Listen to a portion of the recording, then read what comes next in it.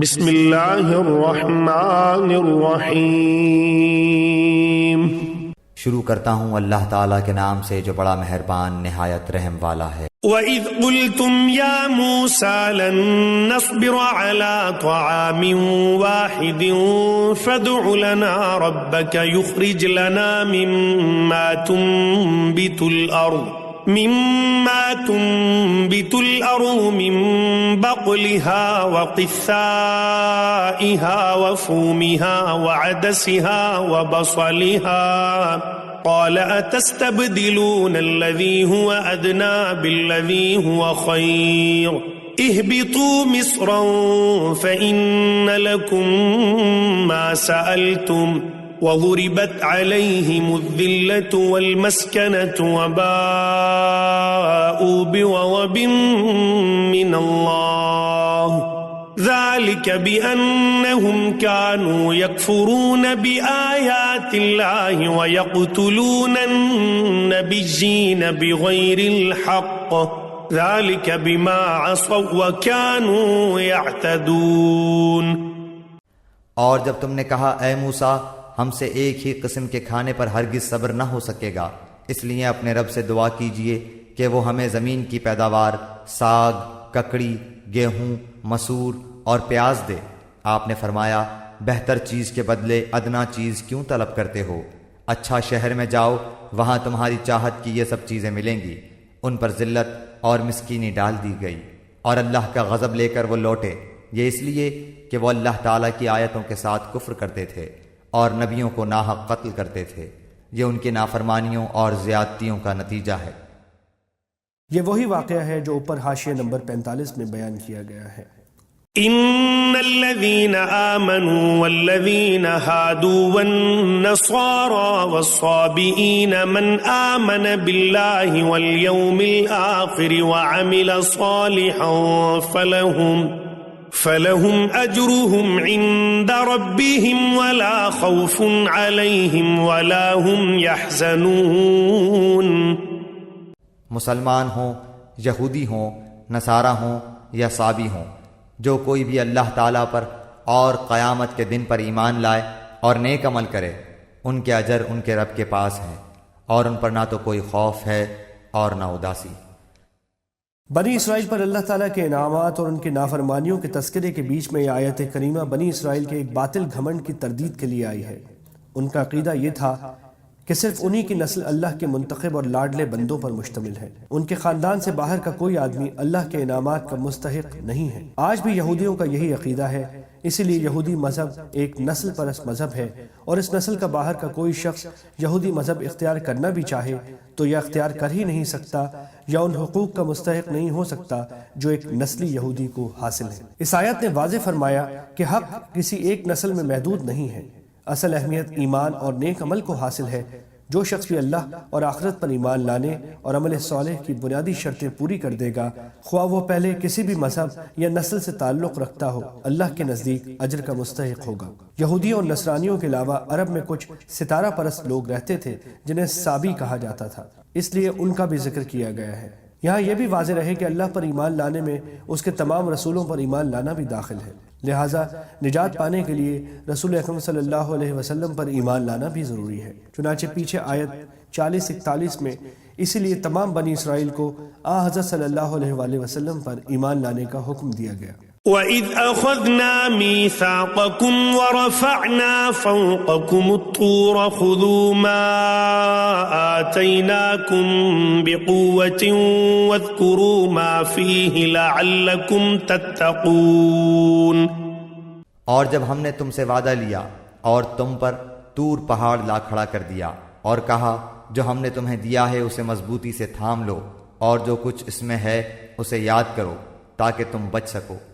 جب حضرت موسیٰ علیہ السلام تورات لے کر آئے تو بنی اسرائیل نے دیکھا کہ اس کے بعض احکام بہت سخت ہیں، اس لیے اس سے بچنے کے بہانے تلاش کرنے شروع کر دیے۔ پہلے تو انہوں نے کہا کہ اللہ تعالی ہم سے خود کہے کہ تورات پر عمل کرنا ضروری ہے۔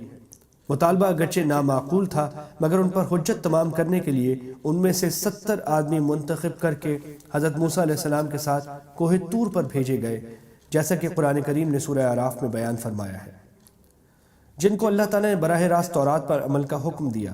مگر جب یہ واپس لوٹے تو انہوں نے اپنی قوم کے سامنے تصدیق تو کی کہ اللہ تعالیٰ نے تورات پر عمل کا حکم دیا ہے، لیکن ایک بات اپنی طرف سے بڑھا دی کہ اللہ تعالیٰ نے یہ بھی فرمایا ہے کہ جتنا تم سے ہو سکے اتنا عمل کر لینا، لیکن جو نہ ہو سکے وہ ہم معاف کر دیں گے۔ چنانچہ تورات کے جس حکم میں بھی انہیں کچھ مشکل نظر آتی وہ یہ بہانہ تراش لیتے کہ یہ حکم بھی اسی چھوٹ میں داخل ہے۔ اس موقع پر اللہ تعالیٰ نے کوہ طور ان کے سروں پر بلند کر دیا کہ تورات کے تمام احکام کو تسلیم کرو۔ جب انہیں یہ اندیشہ ہوا کہ کہیں پہاڑ ان پر گرا نہ دیا جائے، تب ان لوگوں نے تورات کو ماننے اور اس پر عمل کرنے کا عہد کیا۔ اس آیت میں اسی واقعے کی طرف اشارہ ہے۔ کوہ طور کو ان کے سروں پر بلند کرنے کی یہ صورت بھی ممکن ہے کہ پہاڑ کو اپنی جگہ سے ہٹا کر ان کے سروں پر معلق کر دیا گیا ہو، جیسا کہ حافظ ابن جریر رحمۃ اللہ علیہ نے متعدد تابعین سے نقل کیا ہے، اور ظاہر ہے کہ اللہ تعالیٰ کی قدرت سے یہ کچھ بھی بعید نہیں ہے۔ اور یہ بھی ممکن ہے کہ کوئی اور ایسی صورت فرما دی گئی ہو کہ ان لوگوں کو ایسا محسوس ہو کہ پہاڑ ان پر آ گرے گا، مثلا کوئی زلزلہ آ گیا ہو جس سے انہیں ایسا لگا ہو کہ پہاڑ گرنے والا ہے۔ چنانچہ سورہ اعراف میں اس واقعے کے بارے میں الفاظ یہ ہیں: وَإِذَا انتَقْنَا الْجَبَلَ فَوْقَهُمْ كَأَنَّهُ ذُلَّةٌ وَظَنُّوا أَنَّهُ وَاقِعٌ بِهِمْ۔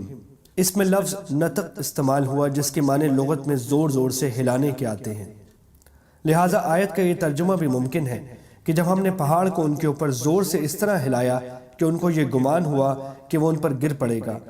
یہاں یہ بات واضح رہے کہ کسی شخص کو ایمان قبول کرنے پر تو زبردستی مجبور نہیں کیا جا سکتا، لیکن جب ایک شخص ایمان لے آئے تو اسے نافرمانی پر سزا بھی دی جا سکتی ہے اور ڈرا دھمکا کر حکم ماننے پر آمادہ بھی کیا جا سکتا ہے۔ بنی اسرائیل چونکہ ایمان پہلے ہی لا چکے تھے، اس لیے ان کو اللہ کے عذاب سے ڈرا کر فرما برداری پر آمادہ کیا گیا۔ ثم توليتم من بعد ذلك فلولا فضل الله عليكم ورحمته لكنتم من الخاسرين۔ لیکن تم اس کے بعد بھی پھر گئے، پھر اگر اللہ تعالیٰ کا فضل اور اس کی رحمت تم پر نہ ہوتی تو تم نقصان والے ہو جاتے۔ وَلَقَدْ عَلِمْتُمُ الَّذِينَ اعْتَدَوْا مِنْكُمْ فِي السَّبْتِ فَقُلْنَا لَهُمْ كُونُوا قِرَدَةً خَاسِئِينَ۔ اور یقیناً تمہیں ان لوگوں کا علم بھی ہے جو تم میں سے ہفتے کے بارے میں حد سے بڑھ گئے، اور ہم نے بھی کہہ دیا کہ تم ذلیل بندر بن جاؤ۔ سنیچر کو عربی اور عبرانی زبان میں سبت کہتے ہیں۔ یہودیوں کے لیے اسے ایک مقدس دن قرار دیا گیا تھا جس میں ان کے لیے معاشی سرگرمیاں ممنوع تھیں۔ جن یہودیوں کا یہاں ذکر ہے وہ غالباً حضرت داؤد علیہ السلام کے زمانے میں کسی سمندر کے کنارے رہتے تھے اور مچھلیاں پکڑا کرتے تھے۔ سنیچر کے دن مچھلیاں پکڑنا ان کے لیے ناجائز تھا، مگر شروع میں انہوں نے کچھ ہیلے کر کے اس حکم کی خلاف ورزی کرنی چاہی اور پھر کھلم کھلا مچھلیاں پکڑنا شروع کر دی۔ کچھ نیک لوگوں نے انہیں سمجھایا مگر وہ باز نہ آئے، بالآخر ان پر عذاب آیا اور ان کی صورتیں مسخ کر کے انہیں بندر بنا دیا گیا۔ اس واقعے کی تفصیل سورہ اعراف میں آنے والی ہے۔ فَجَعَلْنَاهَا نَكَالًا لِمَا بَيْنَ يَدَيْهَا وَمَا خَلْفَهَا وَمَوْعِظَةً لِلْمُتَّقِينَ۔ اسے ہم نے اگلوں پچھلوں کے لیے عبرت کا سبب بنا دیا اور پرہیزگاروں کے لیے واعظ و نصیحت کا۔